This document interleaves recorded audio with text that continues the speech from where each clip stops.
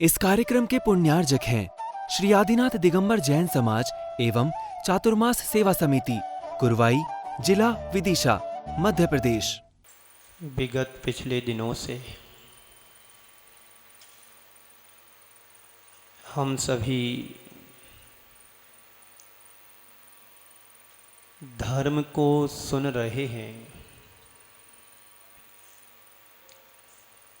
धर्म को सुन ही नहीं रहे हैं,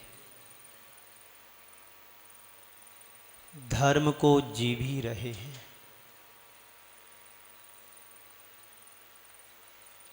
कल मैंने अपनी बात को 6 ढाला की उस पंक्ति से शुरू किया था। उसी बात को उन्हीं लाइनों से फिर प्रारंभ करता हूँ। जे त्रिभुवन में जीव अनंत, सुख चाहे दुख ते भयमंत,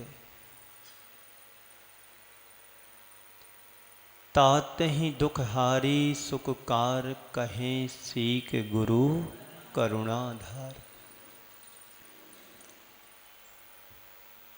संसार का प्राणी मात्र ही सुख चाहता है।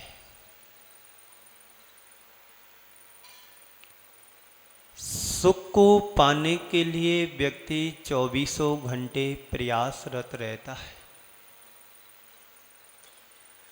कोई भी व्यक्ति जीवन में दुख कभी भी नहीं चाहता है। एक इंद्रिय प्राणी भी क्यों ना हो, वो भी सुख चाहता है। फिर तो हम पंचेंद्रिय जीव हैं। जहाँ पर एकमात्र उसकी चेतना की अभिव्यक्ति भी पूर्ण रूप से नहीं हो पाती है, वह जीव भी सुख चाहता है। तो फिर हम सभी इंद्रियों के साथ जीवन जीने वाले तो और ज्यादा सुख चाहेंगे।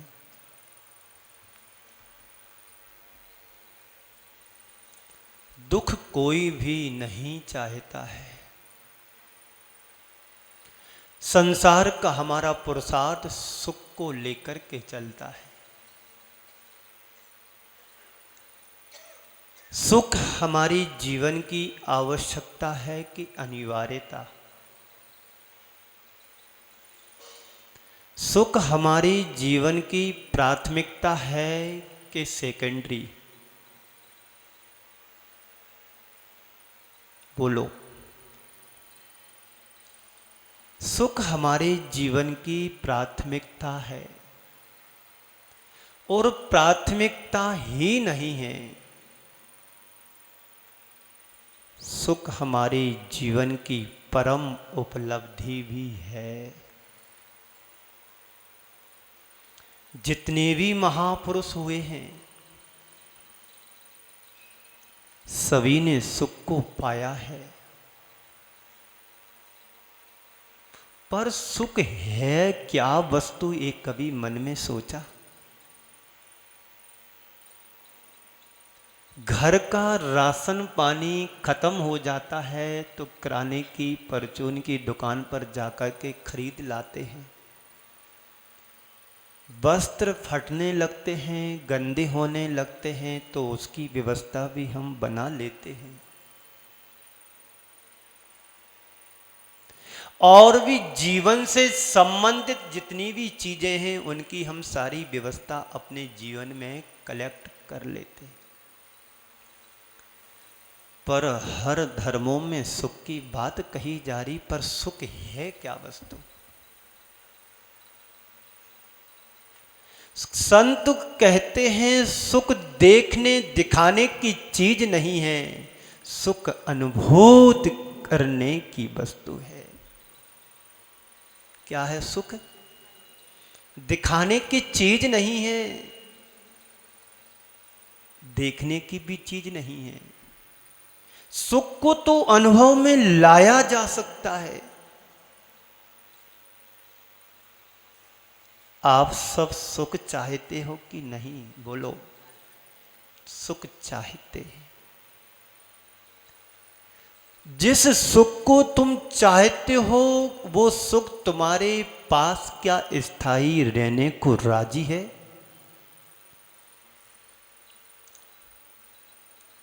नहीं है। पर सुख तुम्हारा जीवन का स्थायी सुख बन सकता है। कैसे?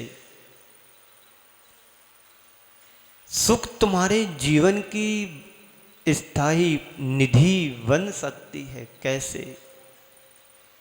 जब तुम सुख के मार्ग पर चलोगे तब। सुख का मार्ग क्या है? निराकुलता। सुख का मार्ग क्या है? अहिंसा। सुख का मार्ग क्या है? सत्य। सुख का मार्ग क्या है? ब्रह्मचर्य। सुख का मार्ग क्या है? त्याग। अरे महाराज, बहुत बड़ी लिस्ट आपने तैयार कर दी तो हमारे बस की बात नहीं है।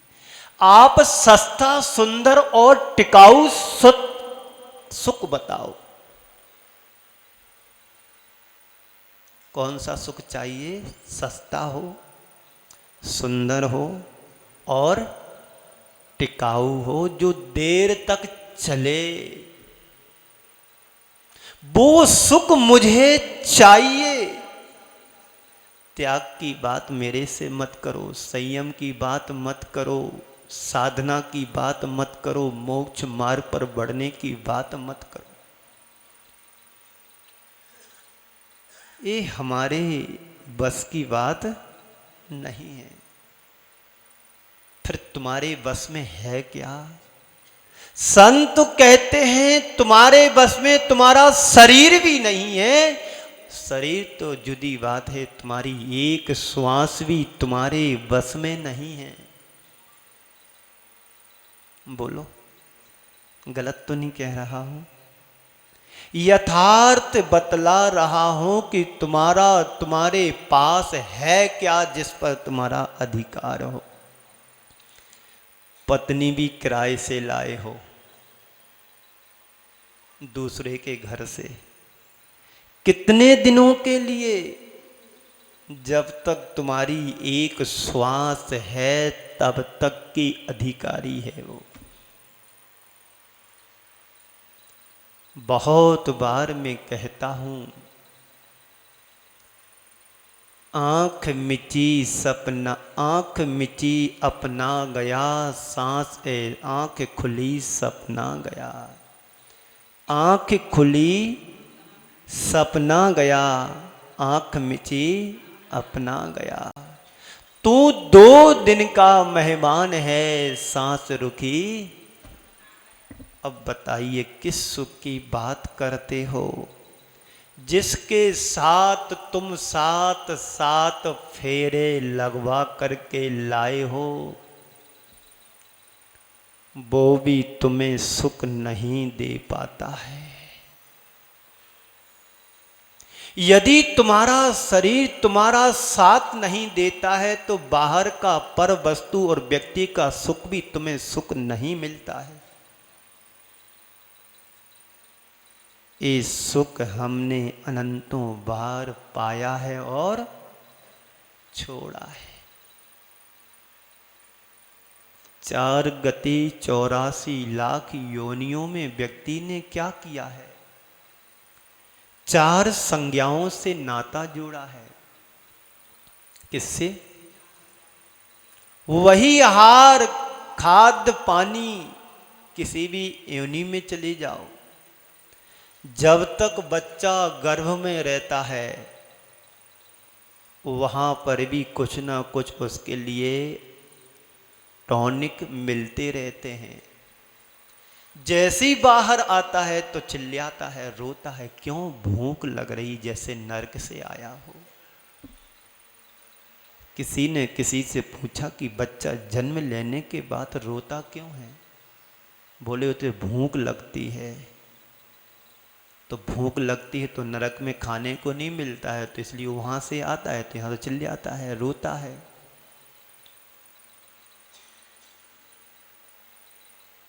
फिर मरना क्यों नहीं चाहता, ये भी पूछा। मरना जीव क्यों नहीं चाहता है? इसलिए नहीं मरना चाहता है कि पुनः मुझे 9 माह तक गर्भ में रहना पड़ेगा। ये दुख उससे भोगा देखा नहीं जा सकता है। जननी उदर बस्यो 9 मास अंग सकुचते पाई त्रास। ये दुख बहु सागर लो सहें कर्म जोगते नर गति लहें। कितना सुंदर चित्रण पंडित जी साहब ने किया। ये जीव इसलिए नहीं मरना चाहता कि मुझे पुनः किसी ना किसी गर्भ में जन्म लेना पड़ेगा। ये दुख सहन नहीं होते हैं, गर्भ के दुख भी सहन नहीं होते और जन्म लेते समय भी असहनीय पीड़ा होती है जच्चा और बच्चा को।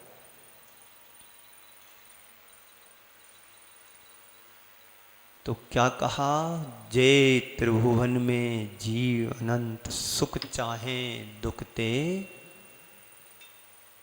और आगे क्या कहा है, तातई दुख हारी सुख का। दुख को हरने वाली और सुख को देने वाली शिक्षा को गुरुदेव कह रहे हैं। कौन कह रहा, मेरे पास तो ताकत भी नहीं तुम्हें समझाने की, कहने की। कौन कह रहा, आचार्य कुंद कुंदेव कह रहे हैं, समंत्र भद्र स्वामी कह रहे हैं, उमा स्वामी कह रहे हैं, महान महान गुरुदेव हमें शिक्षा दे रहे हैं।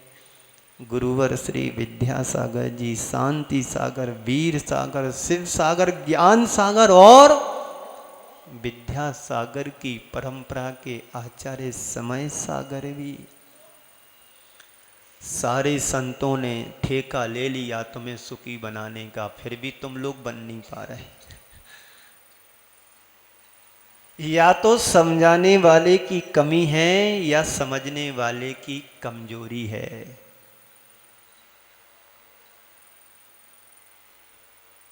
समझाने वाला तो कमजोर हो नहीं सकता है। जिस सुख को तुम चाहते हो वो सुख नहीं है, सुख का आभास है। क्या है, सुख का आभास है। फिर भी उसमें हम संतुष्ट हो जाते हैं कि अच्छा सुख मिल रहा, पंखा चल रहा है, गादी बिछी है, नींद आती है तो अच्छे से लग भी जाती है। ये सुखाभास इंद्रिय जनित सुखाभास है। आत्मा का सुख तो इंद्रियातीत है, इंद्रियों के अधीन नहीं, इंद्रिय से ऊपर उठने वाला सुख है। इसलिए क्या कहा है, इंद्रियातीत। ये सुख दुर्लभ है, महादुर्लभ है। कैसा है, दुर्लभ ही नहीं है, महादुर्लभतम वस्तु है सुख, यथार्थ सुख। जब सुख नहीं तो फिर दुख ही रहेगा हमारे हिस्से में। एक कहावत है बुंदेलखंड में,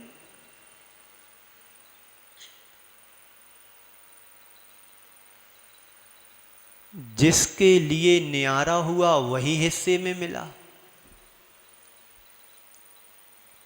बोलो भाई, सुख मिलेगा, अच्छे से स्वतंत्र रूप से रहेंगे, सब व्यवस्थाएं सेपरेट सेपरेट रहेंगी और वही चीजें हिस्सा में मिलेंगी जिसके कारण से न्यारे हो रहे थे। दुख से बचने के लिए मैं न्यारा हो रहा था और वही पत्नी का दुख रोज मिल रहा है।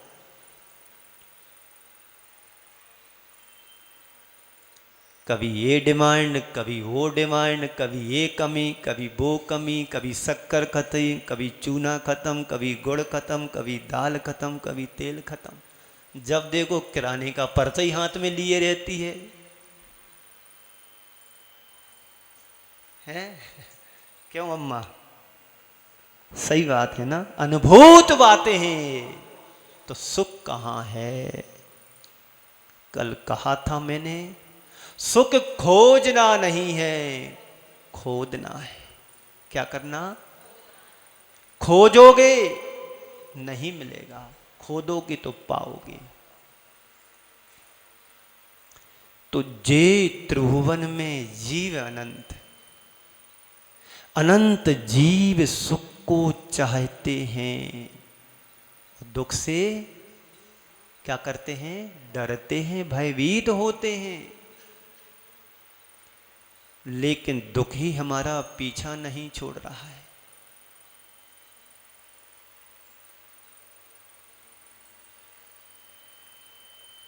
छाया हाथ न आती है,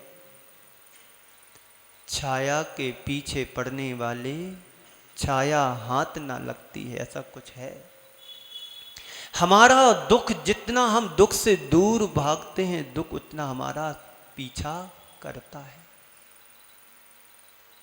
जन्म से लेकर के मरण तक व्यक्ति के जीवन में दुख, सिर्फ दुख ही दुख है।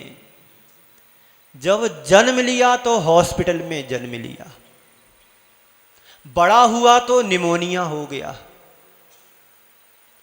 और बड़ा हुआ तो टाइफाइड हो गया, और बड़ा हुआ तो शुगर हो गई, डायबिटीज हो गई, और बड़ा हुआ तो ब्लड प्रेशर हाई और लो होने लगा, और बड़ा हुआ तो बीपी बढ़ने लगा। पता नहीं ना जाने क्या क्या रोग लेकर के आया।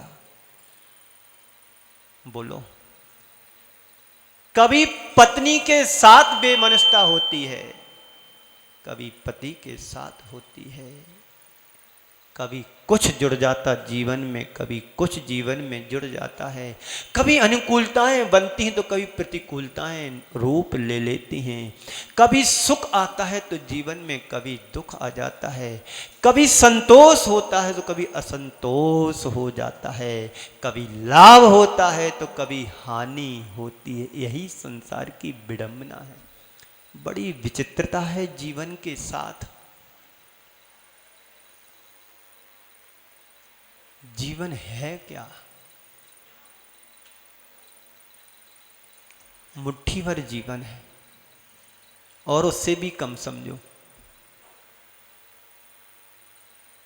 कहने में ये आता है लंबा चौड़ा जीवन जी लिया, और अगली श्वास का भरोसा नहीं। तो दुख से हर प्राणी डरता है, पर कर्म साथ में लगे हैं। कुछ कर्म सुख रूप में होते हैं तो कुछ कर्म दुख रूप में होते हैं, कुछ कर्म शुभ होते हैं, कुछ कर्म अशुभ होते हैं। यही संसार की बड़ी विचित्रता है।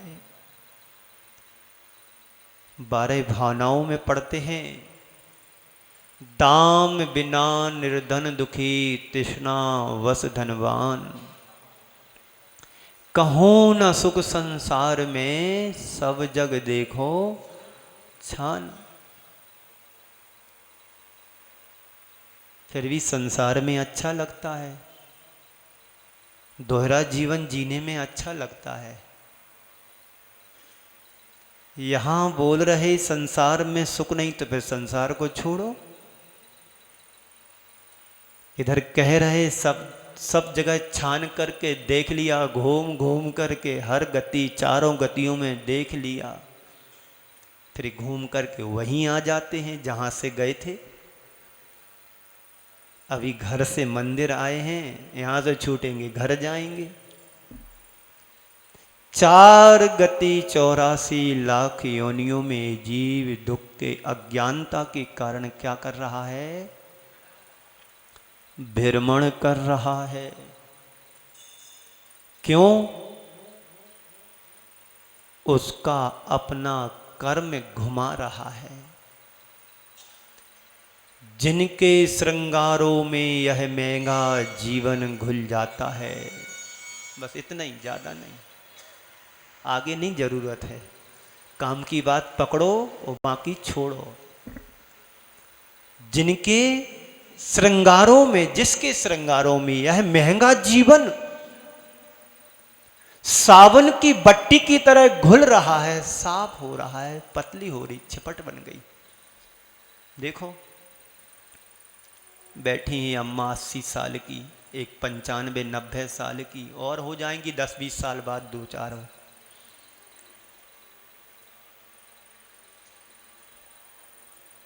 इनकी जवानी भी इनने अपनी देखी है और बुढ़ापा भी देख रहे हैं। यही है जीवन का असली रूप,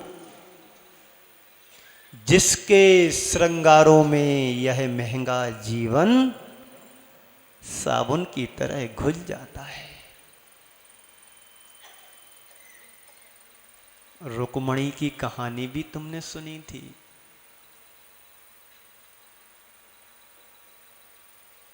जीवन के मूल्य को समझो और मूल्यांकन करना सीखने से मूल्यांकन करना सीखो। बार बार ये जीवन मिलने वाला नहीं है। कितने भवों का पुरुषार्थ पुण्य तुम्हारा आज फलीभूत हुआ है, बोलो।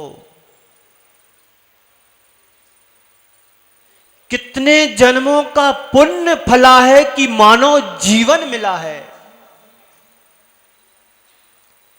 फिर भी इसके श्रृंगारों में यदि हमने जीवन नहीं समय व्यतीत कर दिया तो हाथ कुछ भी लगने वाला नहीं है। मां साहब 84 वर्ष के हो गए हो, अब 84 चक्कर से बचने का पुरुषार्थ शुरू कर दो।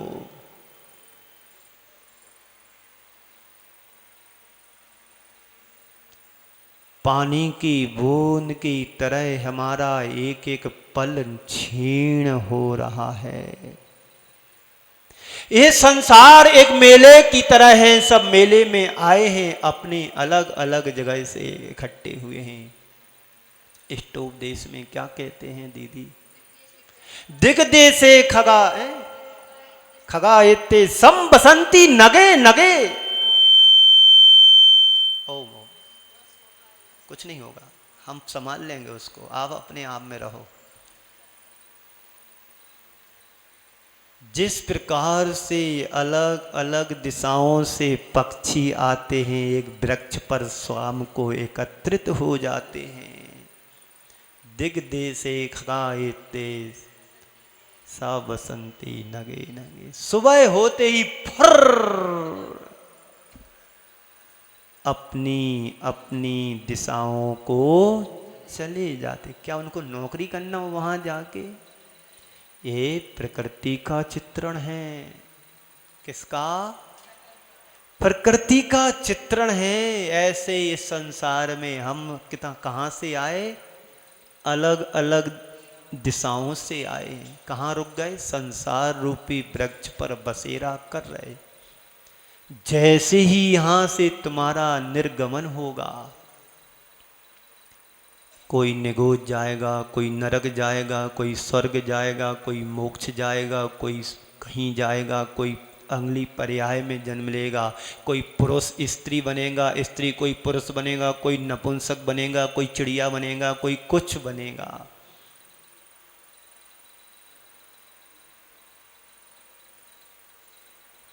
बात समझ में आ रही ना?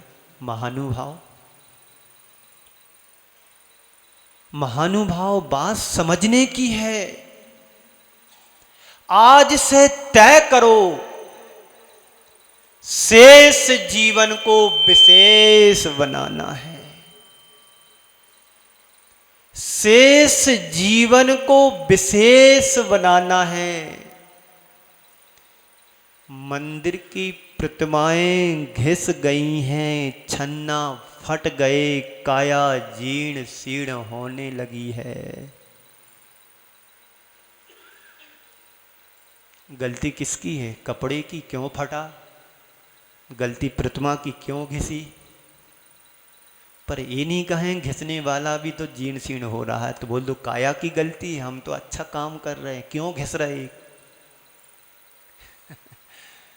बोलो। ये परिणति है, हर द्रव्य की परिणति है, पर द्रव्य शाश्वत रहता है। द्रव्य के साथ पर्यायें परिवर्तित होती रहती हैं।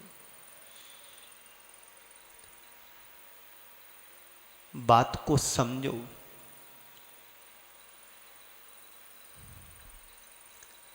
आज का यह दिन पर्युषण पर्व की पूर्व संध्या का दिन है।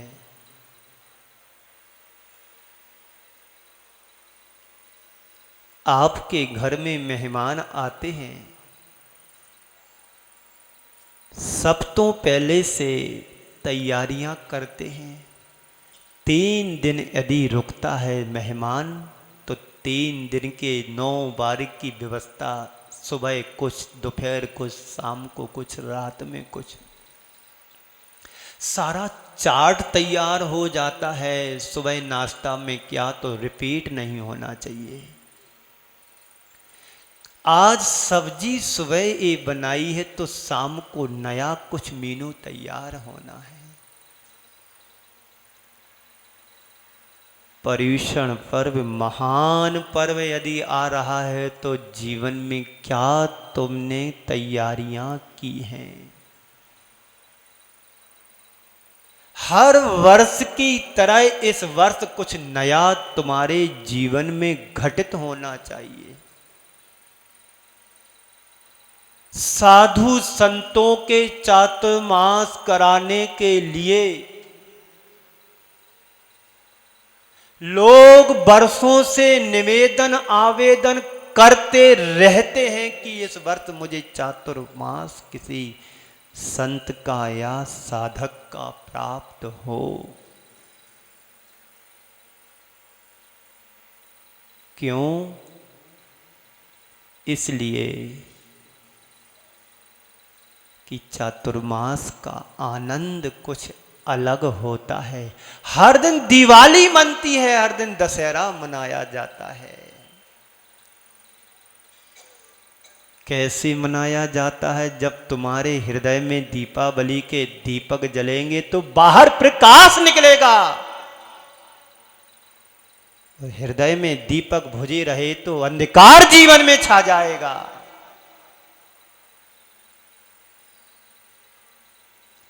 ये उत्साह उमंग रंग तरंग में बदले, अंतरंग बदल जाए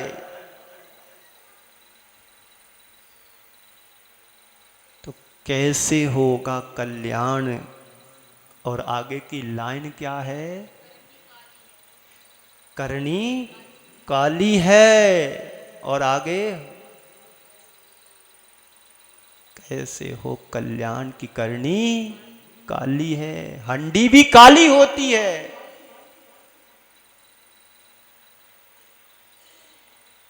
तो क्या करना है? पर्युषण पर्व आ गए हैं। सुबह 5 बजे तुम्हारे मंदिर में प्रवेश कर जाएगा। घर घर बंधन वाड़े बंधना चाहिए। घर घर में खुशियां मनाना चाहिए। जितना तुम उत्साह से धर्म की आराधना करोगे उतनी ज्यादा विशुद्धि तुम्हारे। मैं कह रहा था व्यवधान आना स्वाभाविक चीजें होती हैं, क्योंकि बिना उपसर्ग के कभी विजेता नहीं बनते हैं। उपसर्ग आना यानी लाइट का व्यवधान आना जरूरी है, ताकि आप लोगों को कानों में थोड़ी राहत मिले, है ना।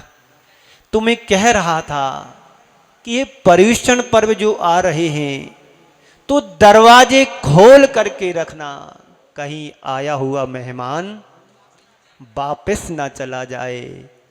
फिर मेरे से शिकायत नहीं करना कि हमारे मेहमान आए दूसरों के घर में चले गए, हमारे घर क्यों नहीं आए। दरवाजे को खोल करके रखना। और तैयारी ये होना चाहिए, लगे ना, पूछना ना पड़े कि रामलाल का घर कौन सा है। हर घर में बंधनवाड़े, लाइट, सब कलर रोगन सब होना चाहिए। जैसे आपके घर में शादियां होती है, कोई फंक्शन होता है तो हफ्तों पहले से तैयारियां कर लेते हैं, तो महान पर्व तुम्हारे घर में कल आने वाला है, प्रवेश करने वाला। यूं तो हर वर्ष आते हैं, लेकिन इस वर्ष की कुछ अलग खुशी अंदाज तुम्हारे जीवन में होना चाहिए। तुम्हें लगे कि किसी साधु के संत के सानिध्य में पर्युषण पर्व मनाने जा रहा हूं मैं। ये महसूस नहीं होना चाहिए कि मैं हर वर्ष की तरह पर्युषण पर्व मना रहा हूं। जो समय तुम्हारे लिए दिया गया है, ठीक 6:30 बजे, तो 6:30 बजे हर किसी को उपस्थित हो जाएं। मुझे लगे कि अभिषेक को इंतजार न करना पड़े। 6:30 तो 6:30 बजे सारे पुजारी आ जाएं, ताकि आने वाली प्रक्रिया क्रिया को हम आप अच्छे से कर सको, पूरे समय पे तुम्हें फिनिश कर सके, पूजन वाले पूजन कर सकें। और आपने ये सोचा कि रामलाल पहुंच जाएंगे, श्यामलाल थोड़ी देर बाद जाएंगे, तो ये नहीं चलेगा बहाना। धर्म के क्षेत्र में मायाचारी करोगे तो संसार में दुनिया में तुम्हें नीचा देखना पड़ेगा। और ईमानदारी से चलोगे तो दुनिया तुम्हें सम्मान देगी ईमानदारी का। 4 लोग आते हैं, वे 4 ही नहा 40 की संख्या में उपस्थित हों। तय आप लोगों ने किया है, मैंने नहीं किया है। पूजन आपको करना है, मुझे नहीं करना है। द्रव्य आपको धुलना, मुझे नहीं धुलना है। अर्घ तुम्हें चढ़ाना, मुझे नहीं चढ़ाना। तो सारे समय से तुम उपस्थित होगे तो इस धर्म का रस पान कर पाओगे। आधी अधूरी बात सुनोगे तो मजा बिल्कुल भी कतई नहीं आएगा। जैसे तुम फ्लाइट में जाने के लिए 2 घंटे पहले स्टेशन पर, एयरपोर्ट पर पहुंच जाते हो। क्यों? 1 मिनट भी मिस हुआ ना तो 25,000 की टिकट 2 पैसे का कागज बन जाएगा। क्यों? पता है मिस नहीं होना है। तो जीवन के कल्याण के लिए मिस क्यों कर देंगे हम? एक क्षण भी मिस नहीं करना। 6:30 बजे बोला तो 6 बजे यहां आकर के जाप करना शुरू कर दो धर्म की। प्रतिदिन एक धर्म की जाप में सुबह शाम को 6 बजे यहां पर कराऊंगा। 6 से 7:15 बजे या 7 बजे का जो 1 घंटे का टाइम है हमारा, वही रहेगा। तुम लेट आओगे तो कुछ भी इनाम भी नहीं मिलेगी। जीवन का आनंद लेना चाहते हो तो समय से उपस्थित हो, बल्कि 10 मिनट पहले पहुंचो कि लाइन में सबसे पहले मैं बैठूं। आज तो तितर बितर बैठे हैं, पहला दिन है, क्षमा शुरुआत यहीं से कर रहा हूं। लेकिन कल से जो प्रवचन का टाइम रहेगा, ठीक 8:45 से 45 मिनट कितने हुए? 9:30 बाकी फिनिश। 8:45 से 9:30 तक का 45 मिनट का समय का प्रवचन आपका है। और ठीक शाम को 9:20 पर एक प्रवचन आपको सुनने पर दूरदर्शन पर मिलेगा, रोज का रोज। और इस प्रवचन का 10 दिन का प्रसारण बोल दूं, सकल दिगंबर जैन समाज कुरबाई की ओर से प्रसारण होगा। 10 दिन 40 मिनट का 45 मिनट का प्रवचन। उसका सौजन्यता और पुण्यार्जक का लाभ तुम्हारी कमेटी दिगंबर पर आदिनाथ जैन मंदिर कुरवाई की ओर से है। ये 10 दिन धर्म की आराधना के क्षण और इसकी प्रभावना का पुण्य आर्जक किया है दिगंबर आदिनाथ दिगंबर जैन मंदिर की कमेटी सदस्य व सकल दिगंबर जैन समाज कुरवाई।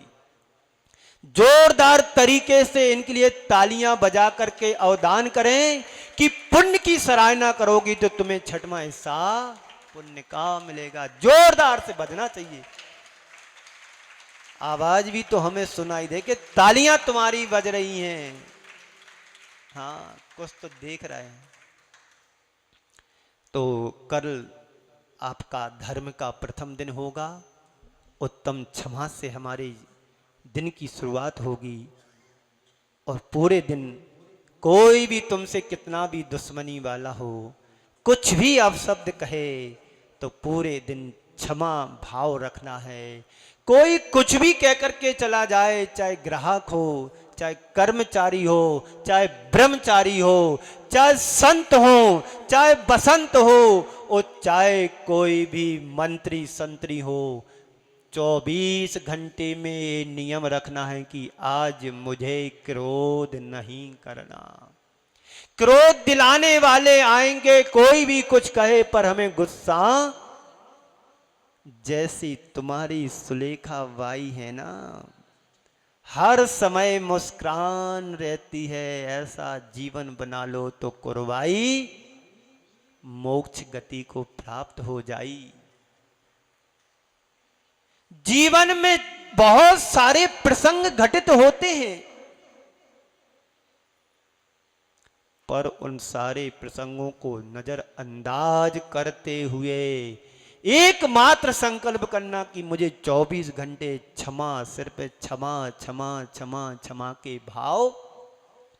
कोई कुछ भी कहे मुस्कुराहट के साथ उसको नजरअंदाज कर दो। जी भाई साहब, जी बहन जी, ठीक है, आपने सही कहा, मैं सुन रहा हूं, करूंगा, ऐसा ही करूंगा।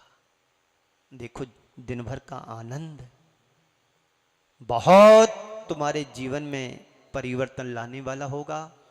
तो कल सुबह से जो कमेटी ने जो आपके लिए व्यवस्था निर्धारित की है और जिस हिसाब से आप पूजन पाठ करेंगे, उस हिसाब से थोड़ा आनंद से भर करके करेंगे, निश्चित तुम्हारे जीवन का उत्थान और कल्याण होगा। इसी मंगल भावना के साथ इन 4 पंक्तियों से मैं आप सभी को विराम देता हूं।